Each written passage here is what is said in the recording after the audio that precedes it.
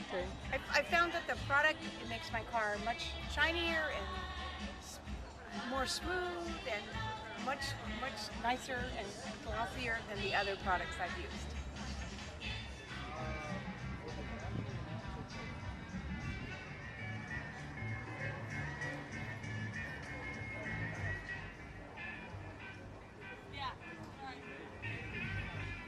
First place goes to Patty Kemple. She has a 69 red Corvette.